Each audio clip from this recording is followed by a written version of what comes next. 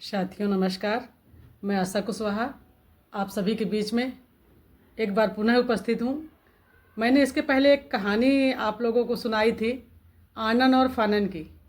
आनन और फानन दो जो मित्र थे, दोनों बहुत अच्छे मित्र थे और बहुत घनिष्ठ मित्रता थी दोनों में।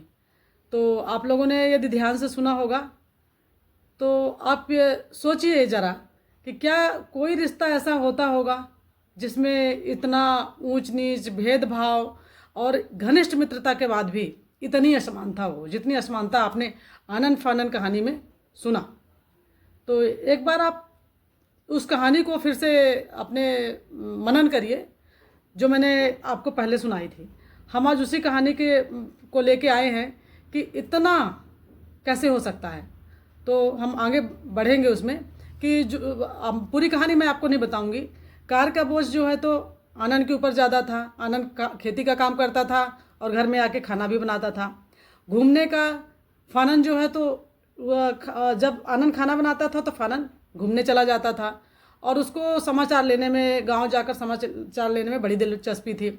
इसी तरह से हम आपको यदि याद हो तो जब थोड़ी आय बढ़ जाती है तो फानन अपने भाई के लिए मोटरसाइकिल खरीदता है।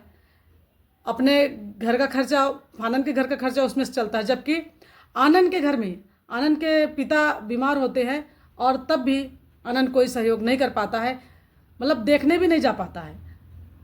तो सोचिए कि कितना मतभेद है दोनों में।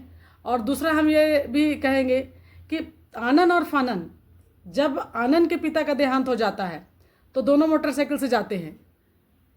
तो मतलब संवेदना व्यक्त करने जाते हैं वो, लेकिन सहयोग करने नहीं जा पाते हैं। और आनन और फानन घनिष्ठ मित्र होने के बावजूद भी फानन को शराब की लत हो जाती है। घूमने की लत पहले से थी, मोटरसाइकिल आई और शराब की लत बढ़ जाती है। दोनों हमेशा साथ रहने के बाद भी आनन को कोई ऐसी लत नहीं होती है। तो ज़रा सोचिए कैसे कैसे हो सकता है।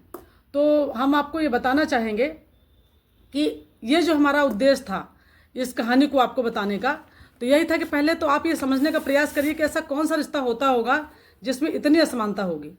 तो यदि आप समझ गए हैं तो बहुत बढ़िया है, यदि नहीं समझ पाए हैं तो मैं बताती हूँ। आनन फानन में आनन एक पत्नी है और फानन पति है। अब ये बताइए आप कि जितना दुख आपको तब लग रहा था जब आनंद और फानन दोनों मित्र थे, तब ये आनंद के साथ जो हो रहा था उसको सुन के आपको बहुत दुख लगा है। लेकिन यदि आनंद एक पत्नी है तो आपको ऐसा क्यों लगता है आपको कि ये तो स्वाभाविक है, ऐसा होता ही है। ऐसा क्यों लगता है? क्योंकि कहीं ना कहीं उस तरह की विचारधारा में हमारे अंदर घुल मिल गई है। हम उस विचारधारा में रच बस गए हैं।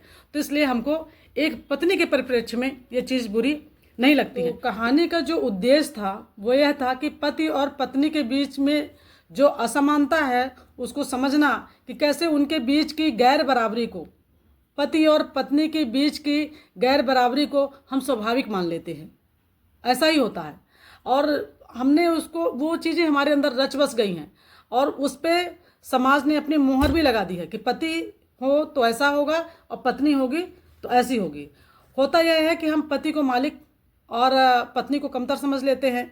रिवाज बना दिया गया है कि औरत ही ससुराल जाएगी, पुरुष यदि ससुराल गया, ये शब्द हमको असहज कर जाता है कहीं ना कहीं कि ये असहज है।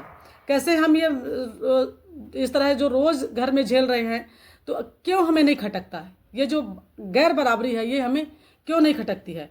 आज की चर्चा का मुख्य उद्देश्य यही था कि पति पत्नी के रिश्ते को, जो हमारी ये घुली मिली सोच है, कई बार हम यहाँ होते हैं और कई बार हम उसी एक ही चीज़ को लेकर कई बार हम वहाँ होते हैं।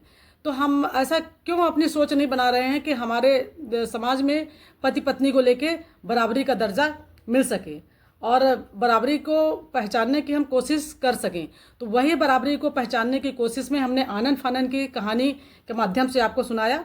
यह कहानी प्रदान की बुक से, प्रदान संस्था की, उन्होंने जो अपना मॉड्यूल तैयार किया है ट्रेनिंग का, उससे ली गई है और मुझे काफ़ी अच्छी लगी, इसलिए मैंने आपके बीच में रखा है। और आप भी इसे सुने, समझें और अपनी राय हमें व्यक्त करें। साथियों, एक बार पुनः आपको नमस्कार, धन्यवाद।